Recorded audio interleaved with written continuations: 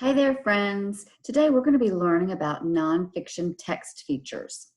Do you remember what it means when we say a book is nonfiction? Tell somebody at home what you think a nonfiction book is. If you said that a nonfiction book is one that is real, that has facts and information, then you're right. That's what a nonfiction book is. So we're going to talk about text features, and text features are part of a nonfiction book that helps the reader understand the text. Text features usually bring our attention to information that the author feels is important.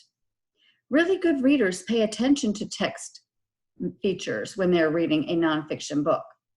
And today I want to share with you some information about text features in a nonfiction text. And one of the first things that you notice is that a nonfiction text has a title. And the title of the book is usually found on the front cover and on the spine. And the title of a nonfiction book tells what the book is about. What do you think this book will be about? That's right, sharks. Inside of the book is a table of contents. Most books that are nonfiction have a table of contents that's found in the front of the book. The table of contents tells what topics are going to be covered in the book. And it also tells you what page number you can find each topic. If I were to look for where a butterfly lives, what page might I go to? If you said that I should go to page 10, then you are right, because butterfly habitats would tell me where a butterfly lives. And that's found on page 10. The next type of text feature that will be found in a nonfiction book is called headings. A heading appears at the top of a page or a section. The text is usually bigger and bolder than the rest of the text on the page, and it tells the reader what to expect as they read. Can you find the heading on this page? That's right, teeth and tails. That tells me that I'm going to be reading about the teeth and the tails of what looks like a big shark. The next type of text feature is a diagram. And a diagram is a picture that shows the parts of something. A diagram usually includes labels. What does this diagram show? That's right, it shows the parts of a ladybug. If you look down in the right corner, you can actually see the actual size of a ladybug in that diagram. Another text feature is captions. A caption is a short description of a photograph. It tells the reader about what is shown in the picture. And we already know that in nonfiction books, we might find real photographs because the subject is something that's real. Unlike our fiction books, which are illustrations because they're usually made up. Underneath a picture or beside a picture, you might have a little description of what the picture is showing us. And you can see the arrows pointing to the captions in this page taken from a fire ant nonfiction book. The next text feature that we want to talk about is bold words.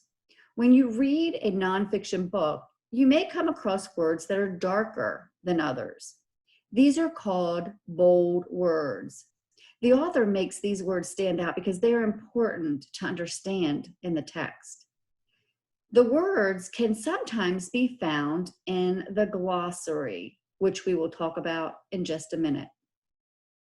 Can you find the bold words on this page that was taken from a nonfiction text? That's right, one word that's bold is migrate. And the next one is amphibian. There's They stand out because the author wants us to understand something about those words. Now, if we didn't know what they meant, we could always go to what is called the glossary in a book.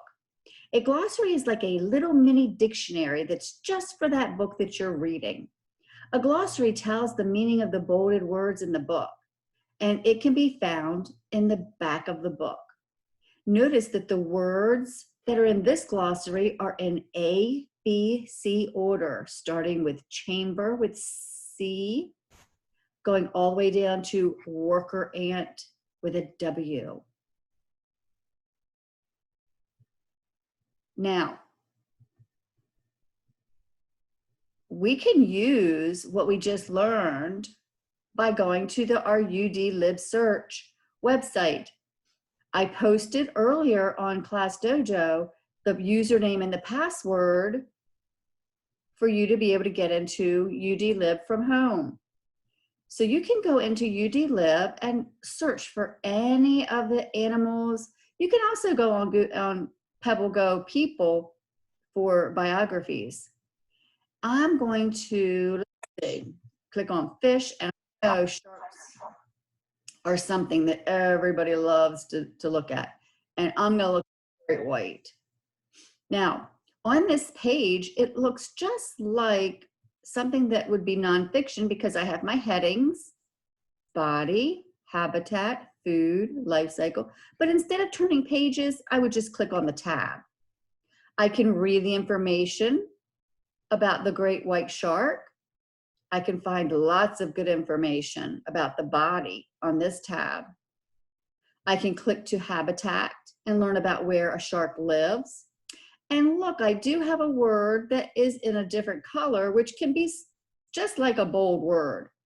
And that is a word that the author wants me to really know about and know the definition of. And if I click on that word on Google, on UD Lib PebbleGo, I can hear what the definition of shore is, which is just like a glossary. I can click on any of the tabs, or I can click on the word read more. When I click on the word read more, I can either look at more articles, or I can even look at some books that are nonfiction about sharks. Let's click on this one. If I click on this one, it says Sharks Built for the Hunt. I'm going to click play book, and it's going to load the book for me. I love PebbleGo because we don't really have to have books in our house that we can look at. We can always come on PebbleGo and we can start reading about nonfiction topics. So when I turn the page, I see a title, which is called Sharks. They even have a subtitle for this book. It's called Built for the Hunt. There's my table of contents that we talked about.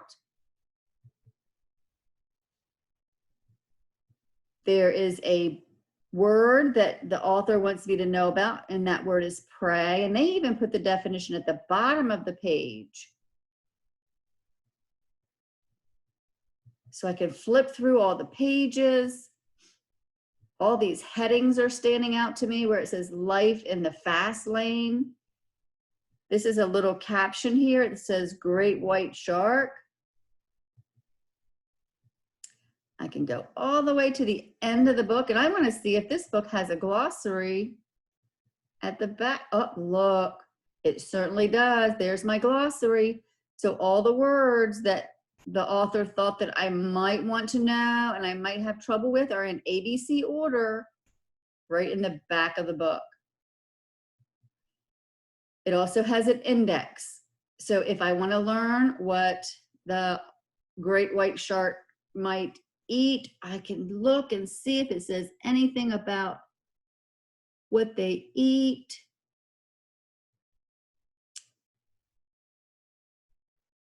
And I don't see one that just food, but I do see bites.